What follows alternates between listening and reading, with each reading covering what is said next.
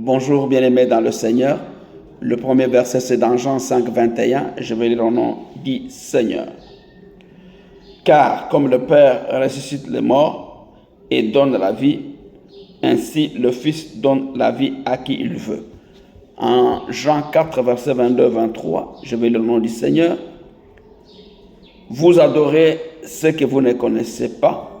Nous adorons ce que nous connaissons, car le salut vient des Juifs, mais l'heure vient où elle est déjà venue, où les vrais adorateurs adoreront le Père en esprit et en vérité, car ce sont là les adorateurs que le Père demande. Et nous avons intitulé le message aujourd'hui, bien-aimé, par une question: qu'adorez-vous? L'expression « je t'adore » s'emploie aussi facilement à propos du chocolat, de son chat, de son chien, d'un ami. Elle est passée, bien-aimée, dans le langage courant pour dire « je t'apprécie beaucoup » ou « je t'aime ». Mais le sens premier du verbe « adorer », c'est rendre culte à Dieu ou à une divinité. Et même, bien-aimé, ce sens, au premier abord, bien éloigné de la vie de la plupart de nos contemporains, nous interpelle quand nous pensons à l'admiration, bien-aimée, sans borne pour certaines stars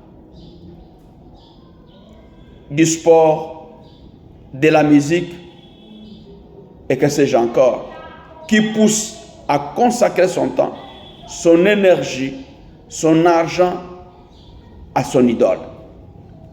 Le travail ou les loisirs peuvent aussi prendre, bien-aimé, la première place dans la vie et occuper toutes les pensées et les énergies.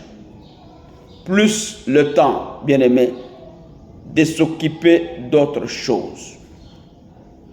Bien-aimé dans le Seigneur, le Créateur du monde, qui est aussi le Sauveur, mérite la première place dans nos vies, dans ta vie et dans ma vie. Il est seul digne d'être l'objet d'un culte. Lui seul est grand, lui seul est saint, lui seul est parfait dans tout ce qu'il fait et dit. Lui seul est grand, bien-aimé, lui seul est saint, lui seul est parfait dans tout ce qu'il fait et dit. Lui seul est au-dessus de tout et de tous.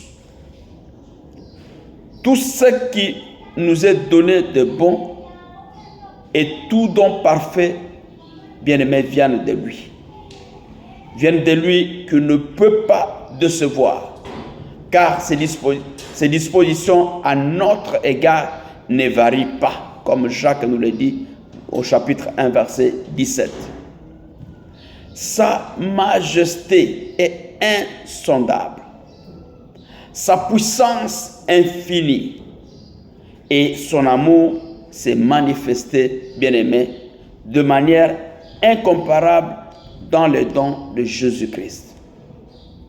Ce Dieu bon, bien-aimé, juste et saint, cherche des adorateurs qui s'approchent de lui, bien-aimé, sans crainte, parce qu'ils se savent aimer. Et bien aimé, ils se savent aussi pardonner. Il a droit à cet hommage qui vient du fond de notre cœur et pas seulement de nos lèvres. Bien aimé, pour ce qu'il est et ce qu'il a fait pour toi et pour moi. Bon dimanche à chacun, que le Seigneur vous bénisse.